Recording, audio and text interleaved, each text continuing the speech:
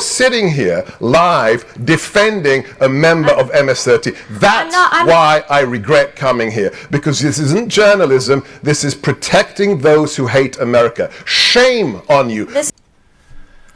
Good evening, guys. Thank you for coming back to the channel.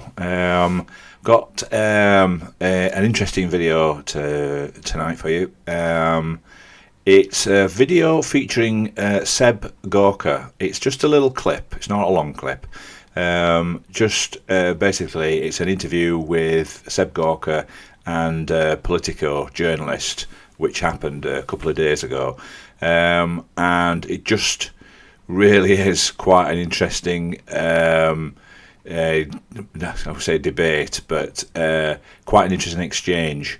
I think it shows Politico very considered very left-wing, and I think it just shows the differences in the left and the right at the moment. And I think Seb Gorka is part of Trump's team. He is part of the he's a director for counterterrorism in the Trump administration, and he's pretty hard line, is Seb Gorka.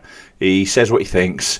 He's well known for it. He doesn't take any prisoners, and he's very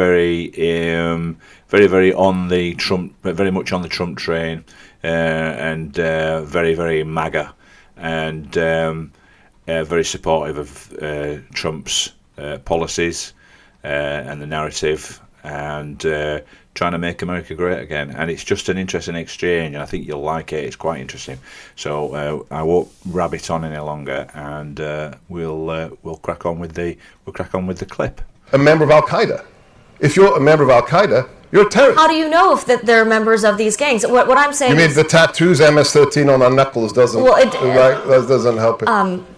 Those... Do you have tattoos of Al-Qaeda? The tattoo did not say MS-13. I don't want to get into that. Oh, of course it does. It's just accidents that the four symbols represent the letters MS. See, this is why Politico is a joke. This is why you are gutter press and fake news. That those four symbols that just happen to comport with the letters MS and the numbers 13 don't, in this case, represent MS-13. We are saving lives. Sir. Saving lives.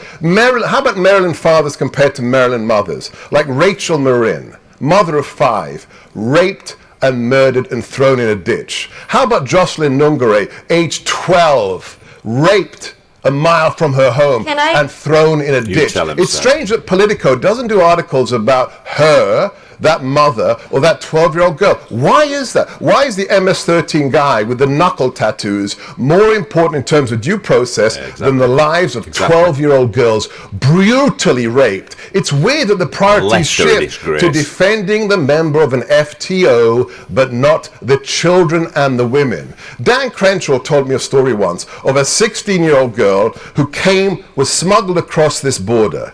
The parents paid $5,000 for her to live in America, the land of milk and honey. She ended up locked in a room in New York, raped by more than a dozen men every day for 18 months until she escaped. She went to Dan Crenshaw's office, and I'm no friend of Dan Crenshaw's, okay? He's still got TDS. And that girl said to him, please close the border so another girl doesn't have to be raped by 12 strange men every day for 18 months. It's strange that Politico doesn't cover those stories. Could you tell me why? We have covered. No, you haven't. You have not covered those stories. I'd like to see the Jocelyn Nungare, Rachel Marin stories in comparison to the Russia collusion garbage. I mean, let's be honest here. Let's move on. You have an agenda. A member of Al-Qaeda. There you go. Interesting, really. And it's just showed what's been happening in the last 100 days of the Trump presidency. They let Biden's administration let 20 million immigrants in. Many dangerous criminals came in.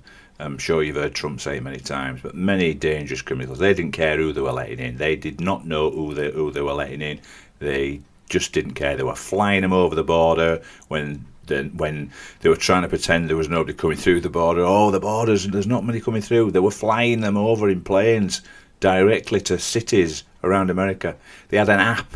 They had an app for the job to do it, basically, to help people coming across the border illegally.